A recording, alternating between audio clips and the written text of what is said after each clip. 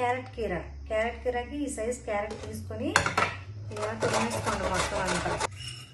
2 స్పూన్లు నెయ్యి వేసుకొని మంటని సిమ్లో పెట్టుకొని ఒక క్యారెట్ అంతా వేసేసుకోవాలి. ఇందులోకి 3/4 లీటర్ పాలు పోసుకోండి. మంట అంతా సిమ్లోనే ఉండాలి. 1 స్పూన్ కస్టర్డ్ పౌడర్ తీసుకొని అందులో వాటర్తో కానీ పాలతో కానీ కలిపేసుకోండి పౌడర్ని. అందులో కస్టర్డ్ పౌడర్ని కలిపేసుకుందాం. వెంటనే కలిపేసుకోవాలి, ఉండలు కట్టేస్తా, లేకపోతే ఉండలు లేకుండా కలిపేసుకుందాం. ఇలా కలిపేసుకుంటే ఒక 2 నిమిషాలు కొంచెం చిక్కబడుతుంది. చూసారా, 2 నిమిషాలు ఇలా చిక్కబడిపోయింది కదా. ఇలా చిక్కబడిన తర్వాత ఇందులో షుగర్ వేసుకోవాలి.